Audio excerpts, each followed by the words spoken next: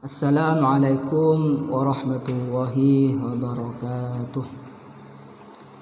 Bismillahirrahmanirrahim. Pada kesempatan kali ini saya akan menjelaskan tentang lafdzul khas dan juga pembagiannya. Pertama, khas. Definisi dari khas ialah suatu lafal yang menunjukkan arti tertentu khusus, tidak meliputi arti umum. Menurut istilah usul fiqih, seperti yang dikemukakan oleh Abdul Karim Zaidan dalam kitabnya Al-Wajiz fi Ushulil Fiqh, beliau menyebutkan al-lafdzul khas huwa al-lafdzul mawdu' lid-dilalah ala makna wahid ala sabil infirad, yang berarti lafal yang dari segi bahasanya menunjukkan individu ala sabil infirad, secara menyendiri. Dalam hal ini khas mempunyai beberapa makna. Yang pertama bermakna individu tertentu, misalnya nama orang seperti Khalid, Muhammad, atau menunjukkan satu macam seperti rajulun, laki-laki, wa farsun, dan kuda. Dan bisa juga menunjukkan jenis seperti manusia. Wa asmaul a'dad kasnain, yang juga menunjukkan satuan yang terbatas seperti bilangan 2, wa thalatha, wa mi'ah, 300, wa alfun, dan 1000. Definisi khas yang dijelaskan oleh Wahbah Zuhaili, beliau memaparkan bahwasanya khas adalah lafal yang ditetapkan untuk menunjukkan makna perseorangan atau individu secara mandiri, serupa dengan apa yang dikemukakan oleh Abdul Wahab Khalaf, bahwa beliau berpendapat khas adalah sesuatu yang tidak mencakup dua hal atau lebih tanpa ada batas, tetapi sesuatu yang mencakup satu hal secara terbatas. Selanjutnya adalah hukum khas, anahu yadullu bittifaqil ulama. Menurut kesepakatan ulama, khas menunjukkan suatu makna secara qat'i, bukan bersifat dhanni, malam yadullu ala sarfihi an maknahu, selama tidak ada dalil yang memalingkan ke makna yang lain. Dan yang dimaksud qat'i di sini yaitu tidak adanya kemungkinan makna lain yang timbul. Misalnya firman Allah Subhanahu wa taala, A'udzu billahi minasyaitonir rajim. Bismillahirrahmanirrahim. Faman lam yajid fasiyamu thalathati ayyam. Tentang kafarat tersebut, di sini kesimpulannya yang bisa diambil dari nas di atas menunjukkan wajibnya puasa 3 hari, karena lafal 3 termasuk lafal khas, li'anna kullan minhuma lafdun khas, dan menunjukkan makna secara qat'i dan tidak ada kemungkinan untuk bertambah atau berkurang. Wa misalu qoulihi ta'ala, dan contoh yang lain firman Allah Subhanahu wa taala surah Al-Baqarah, yaitu tentang perintah salat dan zakat. Bismillahirrahmanirrahim. Wa aqimus salata wa atuz zakata warka'u ma'ar raki'in. Yang artinya, dan dirikanlah salat dan tunaikanlah zakat. Kullun minhuma amrun, salat dan zakat merupakan suatu perintah. Wal amruh minal khasih, dan perintah itu termasuk bagian dari khas. Maka perintah tersebut bersifat qat'i, Tetapi jika ada suatu dalil yang memalingkan lafaz khas dari makna hakikinya, lakin idza dalla dalilun ala sarfil lafzil khas an ma'nahu hakiki, maka dalalahnya itu bersifat qat'i, pasti, dan keadaan harus sesuai dengan apa yang dituntut oleh dalil, seperti sabda Rasulullah sallallahu alaihi wasallam dalam nisab zakat kambing. Beliau bersabda, fi kulli arba'in syatun, fi kulli arba'ina syatun, pada setiap 40 kambing zakatnya seekor kambing. Pada hadis di atas disebutkan bahwa nisab zakat 40 kambing dengan seekor kambing. 40 yaitu nisabnya satu kambing. Lafaz 40 ekor kambing, dan seekor kambing itu termasuk lafaz khas karena tidak adanya kemungkinan angkanya bertambah atau berkurang dan bersifat pasti. Indal Hanafi fi ta'wil syati fil hadits sabiq bima ya'ummu syatu wa qimatuhu. Ulama Hanafiyah berpendapat adanya qarinah yang memalingkan dari makna aslinya, yaitu tentang pensyariatan zakat bukan pada jumlah atau bilangan kambing. Maksud pensyariatan nas di sini untuk membantu orang fakir miskin serta memenuhi hajat mereka. Poin berikutnya, implikasi khas pada fikih. Khas mempunyai otoritas dalam permasalahan fikih, di antaranya sebagai berikut. Yang pertama, tafsir pada lafaz quru', firman Allah Subhanahu wa taala pada surah Al-Baqarah, Bismillahirrahmanirrahim. Wal mutallaqatu yatarabbasna bi anfusihinna thalathata quru'. Menurut kesepakatan para ulama bahwasanya lafaz quru' merupakan lafaz mustarak, bisa berarti haid ataupun suci. Pernyataan ini serupa dengan apa yang disebutkan di dalam Kamus Al-Mu'jam Al-Wasit, bahwasanya lafaz quru artinya haid atau suci. Ulama Hanafiyah dan Hanabilah mengatakan quru artinya haid karena lafaz salasah merupakan lafaz khas. Jadi secara pasti menunjukkan kewajiban menunggu 3 kali quru tanpa tambahan atau pengurangan. Tetapi kalau kita memaknai lafaz quru itu suci seperti yang dikemukakan oleh ulama Syafi'iyah dan Malikiyah, maka waktu penantiannya bisa lebih dari 3 kali quru. Dan hal ini tidak boleh karena berkontradiksi dengan maksud nas. Yang kedua, sesuatu yang mewajibkan adanya mahar, seperti firman Allah Subhanahu wa taala, Bismillahirrahmanirrahim. Wa uhilla lakum ma wara'a dzalikum an tabtaghu bi amwalikum, yang artinya dan dihalalkan bagi kamu selain yang demikian.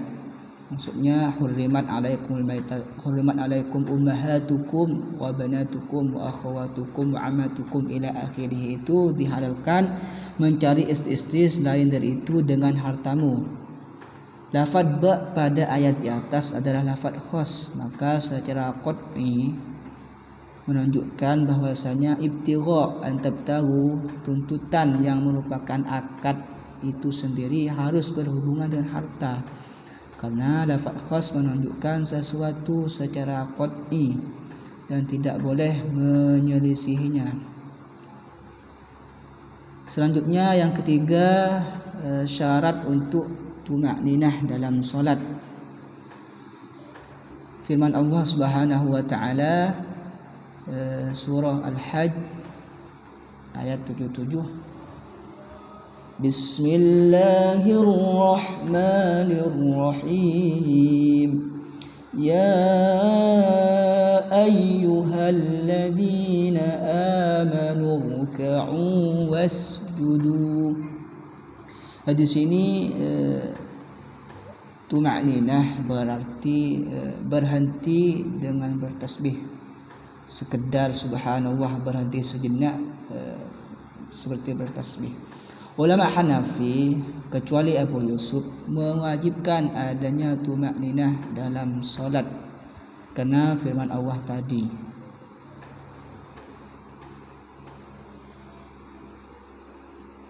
Ayat di atas menunjukkan khos, maka cukup dilakukan dengan rukuk dan sujud dalam pada pelaksanaan solat. Abu Yusuf dan Imam Syafi'i mengatakan tumakninah itu wajib dalam solat karena statusnya menunjukkan khos. Pernyataan ini juga didukung oleh hadis sahih dari Abu Hurairah radhiyallahu an, bahwasanya ada orang Arab solat di Masjid Nabawi tanpa tumakninah, lalu Rasulullah sallallahu alaihi wasallam, irji' fasalli, kembalilah salat lagi, fa innaka lam tusalli. Pada hadis ini terdapat penjelasan yang gampang bahwasanya setiap ruku, iktidal dan sujud harus disertai tumakninah. Hikmah adanya tumakninah agar kita selalu ingat atas kekuasaan Allah sebagai salah satu identitas muslim yang beriman dan bertakwa kepadanya. Ista'inu bis-sabri was-shalah, kita juga diperintahkan untuk minta tolong dari salat. Bis-sabr was-shalah. Salat itu sangatlah berat, wa innaha lakabiratun illa 'alal khashin, kecuali pada orang yang khusyuk. Jadi tumakninah ini juga bisa membantu kekhusyukan. Poin berikutnya adalah anwa'ul khas, macam-macam khas.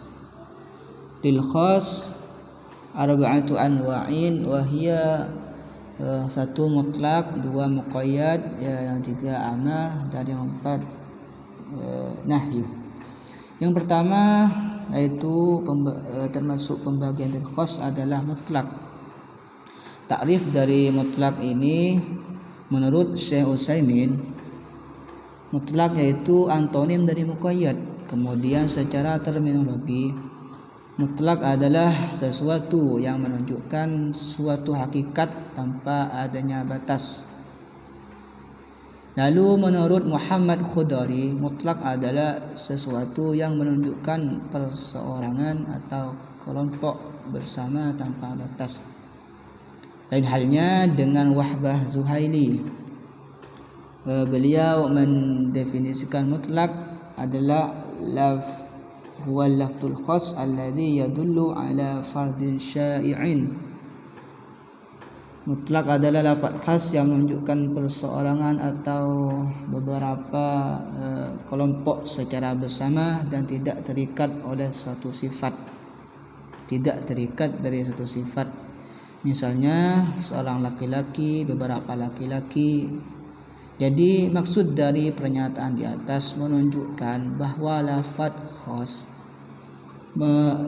menunjukkan suatu esensi serta hakikat sesuatu itu sendiri, dan lafaz mutlak itu sama seperti lafaz nakirah dengan definisi yang serupa. Abdul Karim Zaidan menjelaskan bahwasanya mutlak al-lafzul khas alladhi yadullu ala fardin syai', lafal yang menunjukkan perseorangan atau kelompok yang tidak tertentu tanpa adanya walam yataqayyad bi sifatin min sifat, dan tidak tertentu tanpa adanya sifat. Hukum mutlak Hukum mutlak berlaku sesuai dengan keitlakannya selama tidak ada dalil yang menunjukkan adanya suatu takyid.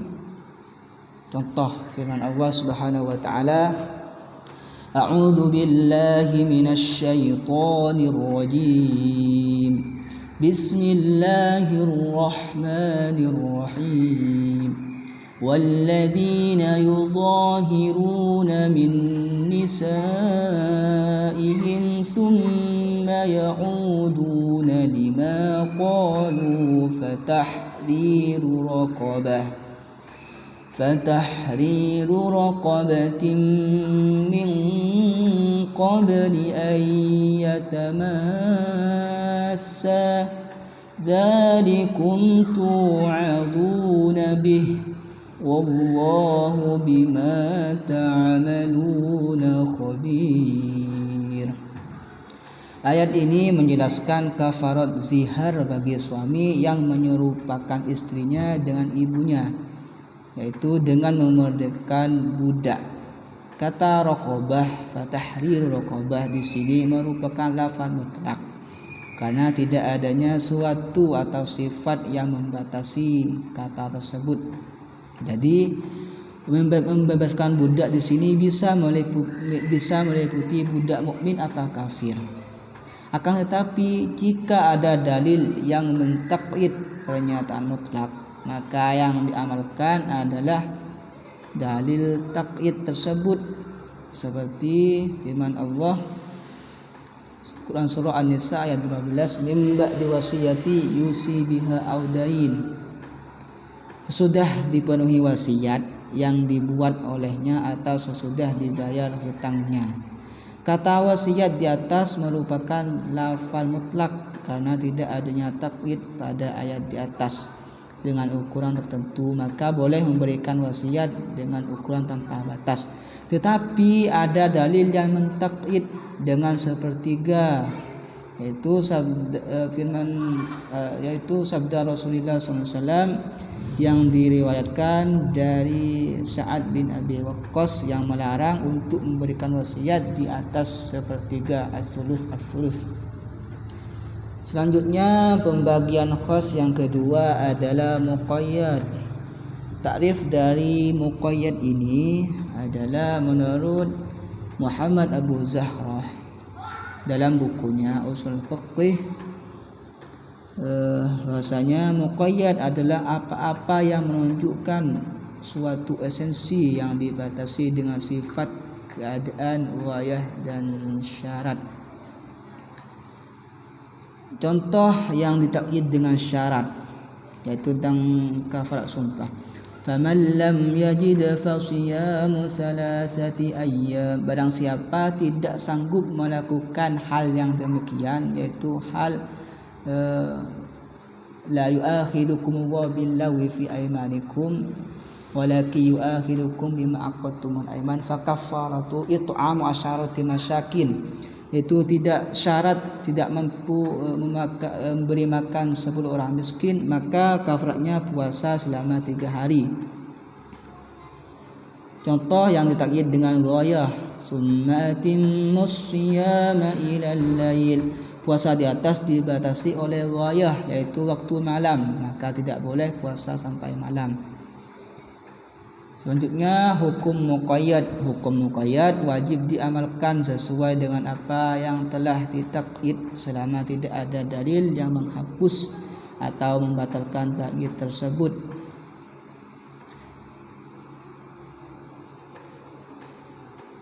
Contoh, faman lam yajid fasiyamu syahraini mutatabi'aini min qabli an yatamassa. Perintah puasa di atas ditakyid dengan syarat dilakukan secara berturut-turut dan dilakukan sebelum itu kembali. Seperti halnya pada kafarat pembunuhan karena khata'. Fatahriru raqabati mu'minah ditakyid dengan mukmin, maka memerdekakan seorang hamba sahaya yang mukmin. Selanjutnya pembagian anwa'ul khas yang ketiga adalah amr. Apa itu amar? Amar menurut bahasa artinya perintah, suruhan, tuntutan. Menurut istilah usul fikih, suatu tuntutan, perintah untuk melaksanakan sesuatu dari pihak yang lebih tinggi kepada pihak yang lebih rendah tingkatannya. Syarat-syarat yang harus ada pada kata amar antara lain harus berupa ucapan permintaan, harus berbentuk kata permintaan, tidak ada tanda-tanda qarinah yang menunjukkan permintaan itu berstatus tidak mewajibkan atau mengharuskan. Yang keempat, datangnya permintaan itu harus dari atas, sebab jika dari bawahan namanya doa. Selanjutnya bentuk-bentuk amar. Bentuk amar tersebut ada yang berbentuk fi'il amar, fi'il mudhari. Selanjutnya isim fi'il amar juga ada yang berbentuk isim masdar pengganti fi'il seperti lafaz wabil walidain ihsana. Ihsana bentuk masdar pengganti fi'il. Juga berupa kalimat berita yatarabbasna bi anfusihin. Selanjutnya kaidah amar yang pertama pada dasarnya perintah menunjukkan wajib, al aslu fil amri lil wujub. Yang kedua, kaidah yang kedua perulangan dalam suruhan. Al aslu fil amri la yaqtadi tikrar. Contohnya wa atimul hajja wal umrata lillah. Perintah haji dan umrah tidak wajib dikerjakan berulang kali, tetapi cukup sekali saja, karena suruhan itu hanya menuntut kita untuk melaksanakannya. Amar perintah menghendaki ulang-ulang. Al aslu fil amri yaqdi tikrar muddatal umri ma'al imkan wa in kuntum junuban fattaharu. Jika kamu berjunub maka mandilah, ini selama hidup. Kaidah yang ketiga, al-amru bisyai' amrun biwasailihi. Perintah mengerjakan sesuatu berarti juga perintah mengerjakan wasilah perantaranya. Misal perintah mendirikan salat wa aqimus shalah, maka perintah untuk berwudu, karena berwudu merupakan salah satu syarat sahnya salat. Kaidah yang keempat, al-aslu fil amri la yaqtadil fawrah. Pada dasarnya perintah amar itu tidak menuntut dilaksanakan segera. Seperti firman Allah, Bismillahirrahmanirrahim. فمن كان منكم مريضا أو على سفر فعدة من أيام أخر. Barang siapa di antara kamu ada yang sakit atau sedang dalam bepergian jauh, hendaklah mengqadha puasa itu pada hari yang lain. Puasa Ramadan yang ditinggalkan itu boleh ditunda mengerjakannya, asal tidak melalaikan pekerjaan itu dan sebelum masuk Ramadan berikutnya. Kaidah yang kelima, al-amru ba'dan nahyi yu'idul ibahah. Perintah sesudah larangan menunjukkan kebolehan. Hadis Nabi, kuntu nahaitukum an ziyaratil kubur alla fazuruha. Berdasarkan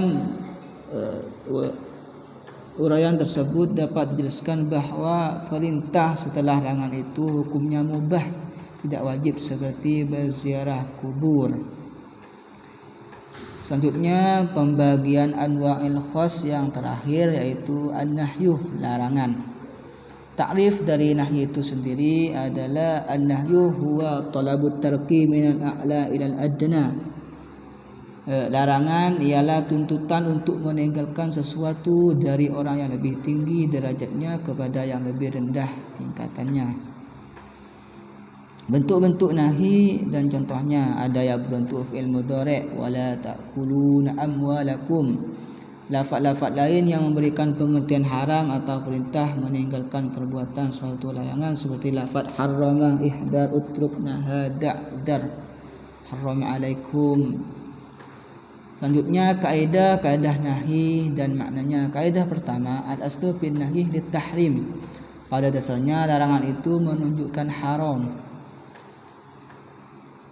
Seperti firman Allah, Bismillahirrahmanirrahim, la taqrabuz zina innahu kana fahishatan wa sa'a sabila. Dan janganlah kamu, wala taqrabu, dan janganlah kamu mendekati zina, karena sesungguhnya zina itu adalah perbuatan keji dan sejelek-jeleknya jalan, kecuali ada petunjuk lain yang memalingkan dari arti haram ke arti lain.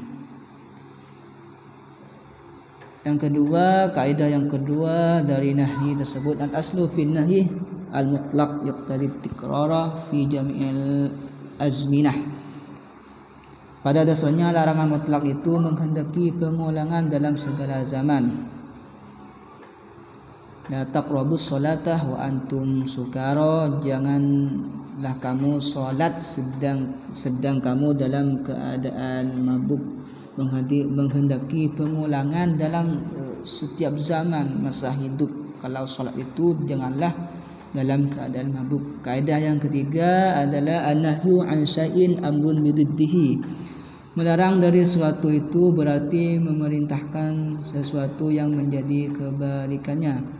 Contoh firman Allah, Bismillahirrahmanirrahim, wala tamshi fil ardi maraha, dan janganlah kamu berjalan di muka bumi dengan berlagak sombong. Maka larangan tersebut di atas memberikan pemahaman bahwa kita diperintahkan juga untuk berjalan dengan sikap sopan. Wa idza khatabahumul jahiluna qalu salama. Kaidah yang keempat, yang terakhir dari nahyi tersebut, an-nahyu yadullu ala fasadil munhi anhu. Pada dasarnya larangan itu menunjukkan perbuatan yang dilarang, baik ibadah maupun muamalah.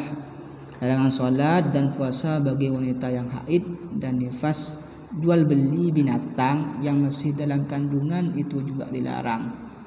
Hal ini tidak sah dan dilarang oleh syarak. Demikian yang dapat kami sampaikan, kurang lebihnya mohon maaf. Wal afu minkum. Wassalamualaikum warahmatullahi wabarakatuh.